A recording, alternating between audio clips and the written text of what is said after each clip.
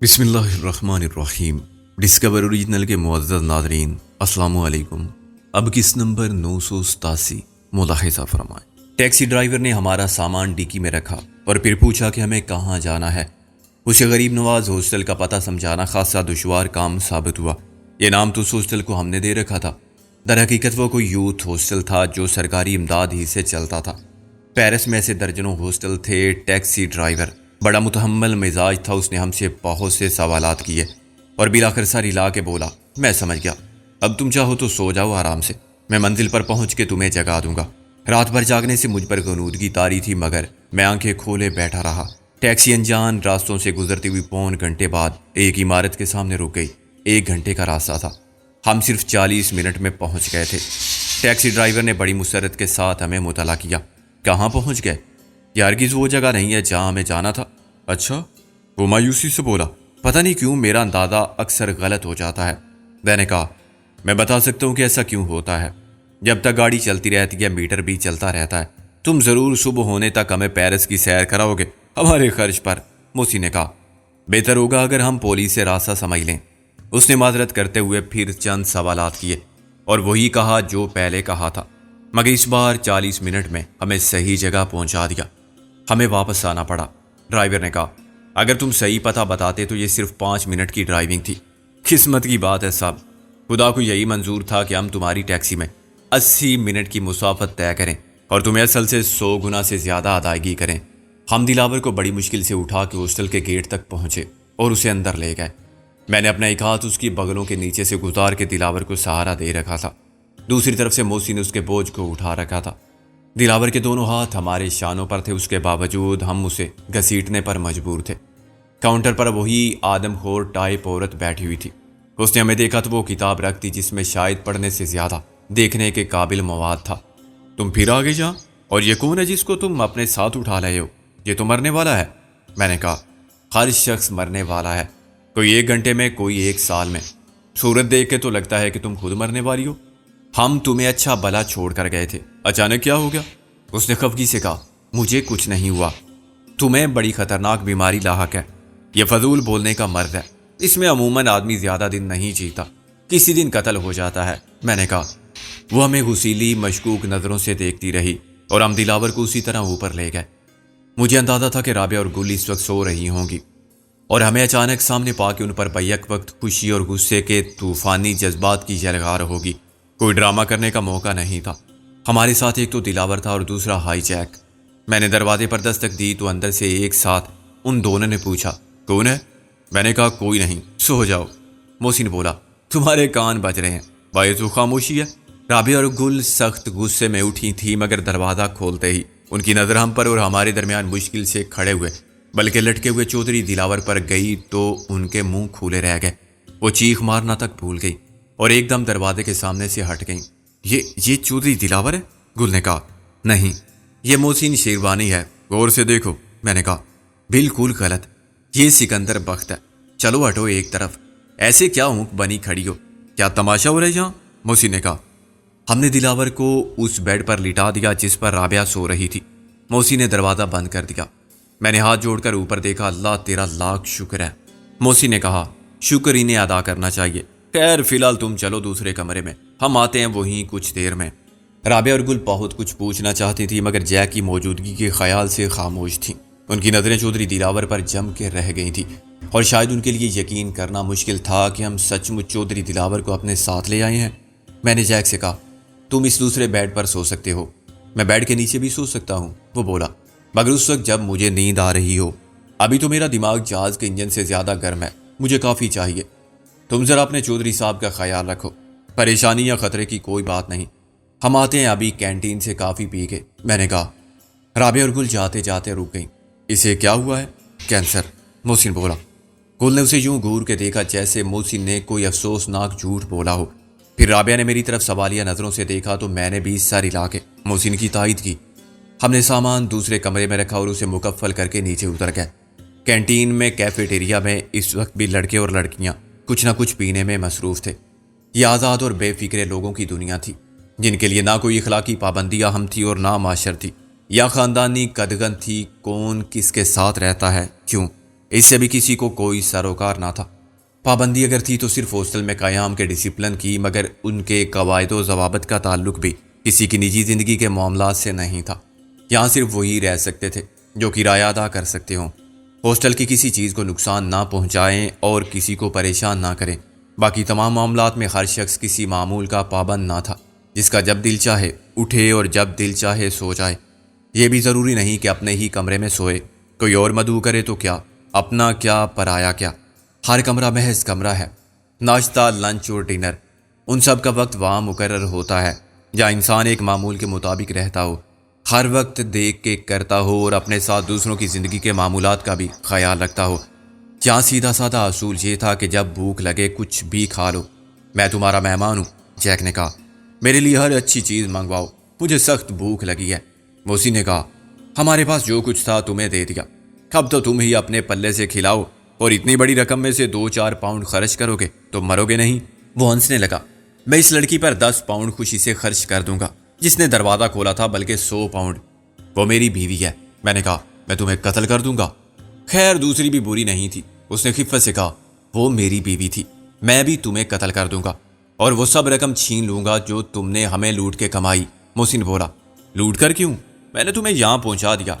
اتنے سے کام کا اتنا بڑا معاوضہ وصول کرنا لوٹنے کے مترادف ہے۔ خیر تم کھا پی کے فون کرو کسی کو اور معلوم کرو ہم جلد از جلد کب جا سکتے ہیں۔ جیک نے کہا، یہ ویٹرس بھی بری نہیں، ویسے کیا تم واقعی سر چرڈ اور لیڈی الزبتھ کے دوست ہو؟ میں نے کہا، نہیں، ہم رشتے دار ہیں، میں اس کا دادا ہوں اور میں پردادا۔ محسن بولا، کوئی اعتراض؟ ہائی جیک نے اپنی بیک پاکٹ میں سے ایک نوٹ بک نکالی اور پھر کونے کے بوتھ میں چلا گیا۔ میں نے محسن سے کہا، حضرت یہ بڑا لمبا سفر ہے، لیکن اطمینان کی بات یہ ہے کہ ہم قانونی طور پر بڑی عزت اور شان سے واپس جا رہے ہیں، کسی وی آئی پی کی طرح چارٹرڈ فلائٹ سے۔ پورا جہاز صرف ہمارے نام سے بک ہے، ہم جتنے لوگوں کو چاہیں لے جائیں۔ محسن بولا، میں نے کہا، یہ تو ٹھیک ہے، مگر اب یہ بھی نہیں کہ ہم جہاز بھر کے لے جائیں اور منافع جیب میں رکھ لیں۔ یہ بتانا پڑتا ہوگا کہ مسافر کتنے ہیں۔ مسافر ابھی تو ہم 5 ہیں، مگر میرا خیال ہے کہ 2 مسافر اور ساتھ جا سکتے ہیں۔ اور کون جانا چاہے گا ہمارے ساتھ؟ میں نے کہا، کیا خیال ہے اگر ہم ایک ڈاکٹر اور ایک نرس کی خدمات حاصل کر لیں، وہ ہمیں منزل تک پہنچا کے اسی جہاز میں واپس پیرس لوٹ آئیں؟ میں نے کہا، خیال تو اچھا ہے، کیا پتہ راستے میں دلاور کو اچانک ضرورت پڑ جائے۔ ہم جیک سے بات کریں گے۔ جیک واپس آیا تو خاصا مطمئن نظر آتا تھا۔ بات ہو گئی ہے ایک سے، لیکن وہ کہتا ہے کہ ایک اور ٹورسٹ پارٹی نے بھی فون کیا تھا، جو پہلے بکنگ کرے گا میں اسے لے جاؤں گا۔ کیا اس فیلڈ میں وہ اکیلا ہے؟ اور لوگ بھی ہیں، مگر یہ ٹورسٹ سیزن ہے، سب بک ہیں اگلے ہفتے تک۔ ہائی جیک بولا، پھر کیا کریں؟ صبح ہونے والی ہے، جیک نے کہا۔ دوسری ٹورسٹ پارٹی صبح پہنچ گئی تو پھر تمہارے لیے چانس نہیں رہے گا، عام طور پر 9 بجے سے پہلے صبح نہیں ہوتی۔ اگر ہم اس سے پہلی ادائیگی کر دیں، ہم کر سکتے ہیں۔ میں نے کہا، اگرچہ نیند سے میرا حال خراب ہے، مگر یہ کام زیادہ ضروری ہے، تم 2 گھنٹے بھی آرام کر سکتے ہو۔ ہائی جیک نے گھڑی دیکھی، ابھی صبح کے 5 بجے ہیں، ہم 7 بجے جا سکتے ہیں۔ میں نے اسے اپنا مسئلہ بتایا، ہم چاہتے تھے کہ فلائٹ پر ایک ڈاکٹر اور نرس بھی ساتھ ہوں، یہ کوئی مشکل کام نہیں، تم چارلی سے کہہ دینا۔ چارلی کون ہے؟ وہ پائلٹ جو تمہیں بینکاک لے جائے گا۔ وہ بولا، میرا کام ہے تم کو اس سے متعارف کرانا اور سودا کرانا۔ وہ کیا مانگ رہا ہے؟ ابھی تو 20 مانگ رہا ہے، مگر میرا خیال ہے 15 میں مان جائے گا۔ تم اگر تھوڑی سی المیہ اداکاری کرو، یہ کہو کہ تم اپنے عزیز کو اس امید پر لندن لائے تھے کہ اس کا علاج ہو جائے، مگر لندن میں تم کو ڈاکٹروں نے کلاش کر دیا اور حاصل کچھ بھی نہیں ہوا، چنانچہ ہم کلاش لوگ اب چارٹرڈ فلائٹ سے واپس جا رہے ہیں۔ یہ کیا بے تکی بات ہے؟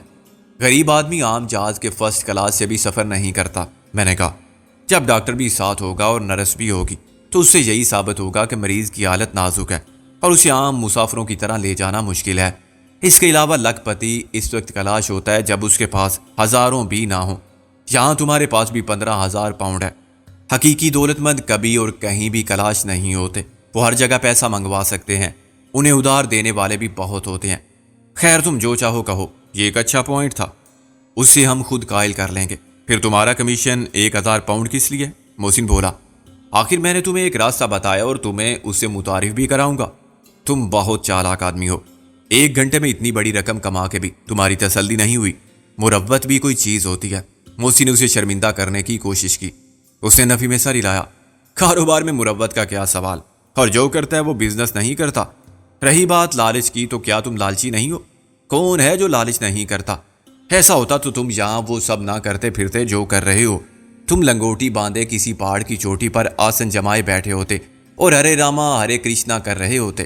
موسی نے میز پر مکہ مارا۔ ہم کافر نہیں ہیں، ہم اللہ اکبر اللہ کرتے ہیں۔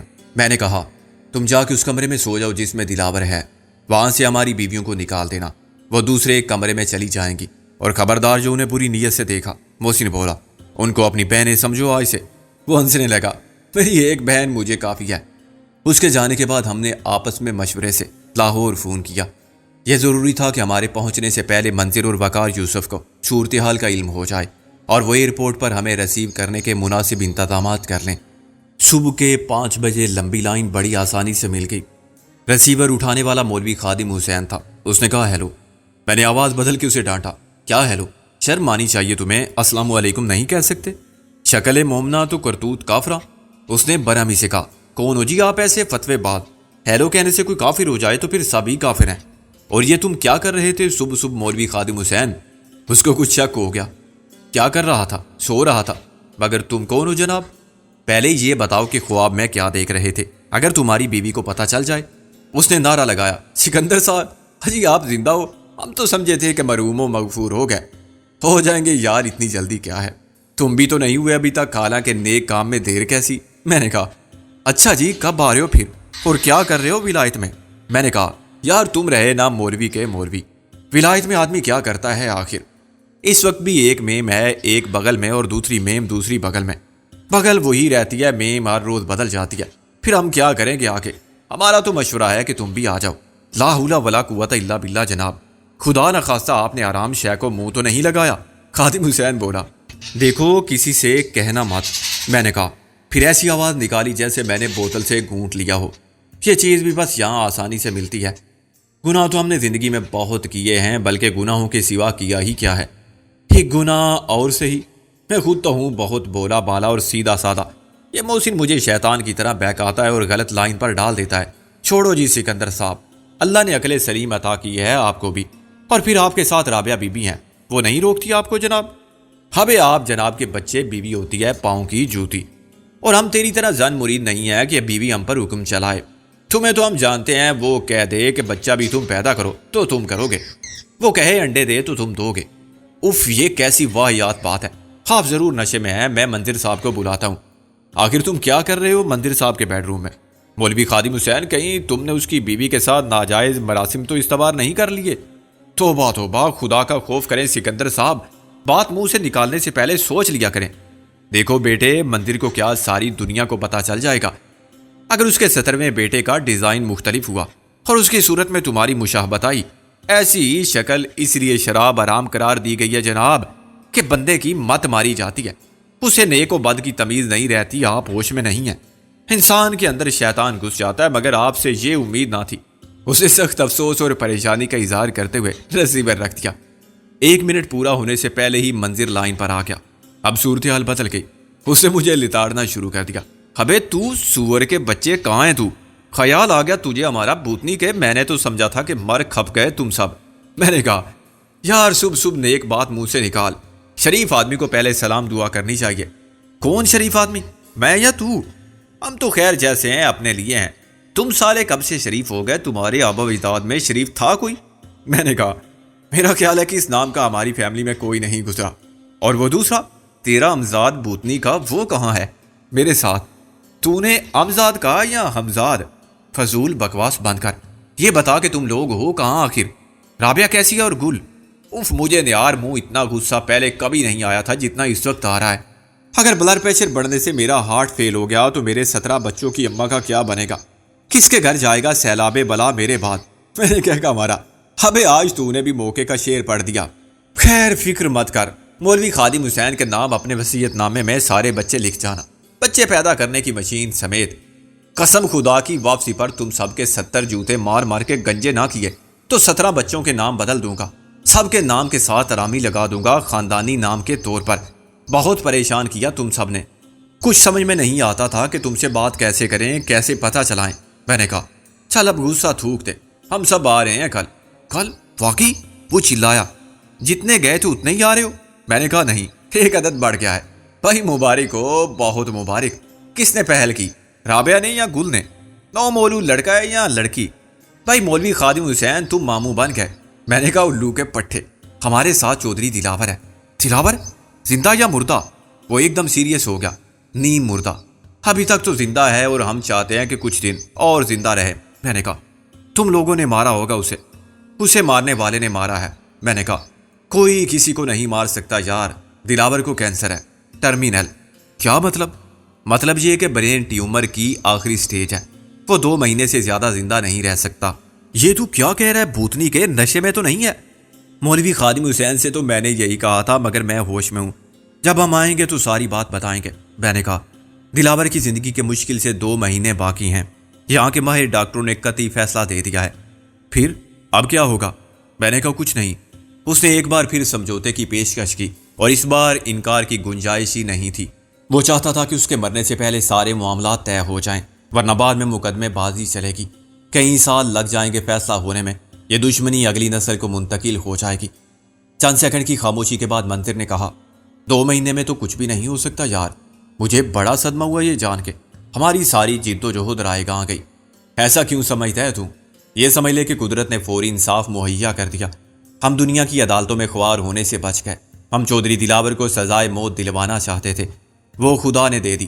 دنیا میں شاید وہ بچ جاتا، ایک کے بعد دوسری اپیل کرتا، بڑے بڑے قانونی ماہرین اس کا دفاع کرتے اور استغاثہ خود اپنے کیس میں کمزور پڑ جاتا۔ شہادتیں، گواہی، ثبوت اور بیان، پیسہ سب بدل سکتا ہے، لیکن اب اس کے لیے کچھ بھی ممکن نہیں رہا۔ وہ اپنی ساری دولت لٹا دے تب بھی یہ سزائے موت نہیں ٹل سکتی۔ ہم اسے اسپیشل فلائٹ سے لا رہے ہیں۔ کیسی اسپیشل فلائٹ؟ میں نے کہا ایک جہاز چارٹر کیا ہے۔ پورا جہاز؟ کیا بینک آف انگلینڈ لوٹ لیا ہے بھوتنی کے؟ فلائٹ سیدھی بینکاک جائے گی، وہاں سے ہم کراچی آئیں گے۔ اب یہ سوال مت کرنا کہ ہم نے سیدھا راستہ کیوں اختیار نہیں کیا۔ سیدھا راستہ تمہارے باپ نے اختیار کیا ہوتا بیٹے تو آج تم یوں خوار نہ ہوتے۔ تمہیں ولایت بھیجنے کی بجائے لگا دیتا اپنے کارخانے میں خراد کی مشین پر، اور 20 سال میں تمہارا بیاہ کر دیتا تو کچھ نہ ہوتا۔ میں نے احتجاج کیا، ہوتا کیسے نہیں، 7-8 سال میں 4-5 بچے ہم بھی پیدا کر کے دکھاتے۔ تو اکیلا مرد ہے کیا دنیا میں؟ وہ ہنسنے لگا۔ اچھا بھوتنی کے، یاد رکھنا یہ بات، اگلے 7-8 سال میں پوچھیں گے تم سے۔ میں نے کہا ہم نے چودھری دلاور کو سلا رکھا ہے، وہ ہمارے ساتھ آنے پر راضی نہیں تھا، کہتا تھا یہیں سارے معاملات طے کر لو، میرے بیوی بچوں کو بلا لو اور مجھے پولیس کے حوالے مت کرو۔ پولیس کے حوالے کرنے کا اب کیا فائدہ؟ ہاں یہی ہم نے بھی سوچا کہ اب قانونی طریقے سے تو کچھ ملے گا نہیں، یا ملا تو مشکل طریقے سے ملے گا۔